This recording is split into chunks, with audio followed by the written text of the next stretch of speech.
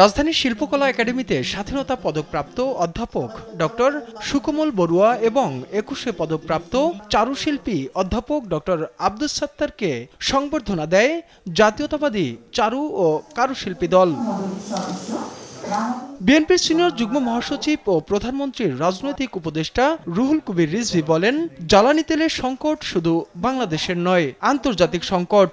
এখানে সরকারের কোনো ব্যর্থতা নেই। কিছু কিছু এমপিরা পার্লামেন্টে বলছেন যে এটাকে সংকট বলা যাবে। ভাই, যেটা সত্য সেটা বলুন। এই সংকট তো বিএনপির কারণে হয়নি, বিএনপি সরকারের কারণে হয়নি। এই সংকটটা আন্তর্জাতিক পরিস্থিতির কারণে হয়েছে। বা সংকট নয় বলে সংকটের দিক থেকে চোখকে অন্যদিকে ফেরানো চলবে না, বরং আপনারা যে এই ব্যাপারে মোকাবেলা করছেন, আপনারা এই ব্যাপারে যে কনসার্ন, সেটাও মানুষকে জানতে দিতে হবে। লোডশেডিংয়ের কারণে জনগণ কষ্টে আছে উল্লেখ করে ভোগান্তি লাগবে বিদ্যুৎ মন্ত্রণালয়কে আরও তৎপর হওয়ারও পরামর্শ দেন তিনি। এখন লোডশেডিং হচ্ছে, ভয়ঙ্কর লোডশেডিং, গ্রামের দিকে তো মারাত্মক লোডশেডিং হচ্ছে। তো সেই ক্ষেত্রে যিনি সংশ্লিষ্ট মন্ত্রী বা যারা রয়েছেন সরকারে, তাদেরকে তো একটা ড্রাইভ, বড় ধরনের ড্রাইভ দিতে হবে।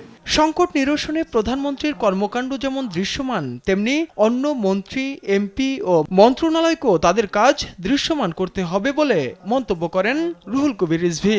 এতগুলো সংকট মোকাবেলার ক্ষেত্রে একটা হচ্ছে যে সরকারের মন্ত্রীদেরকে ক্ষিপ্র হতে হবে, শুধুমাত্র নৈরাজ্যকর কথা বললে হবে না। তাইফুর রহমান তুহিন, দেশ টিভি, ঢাকা।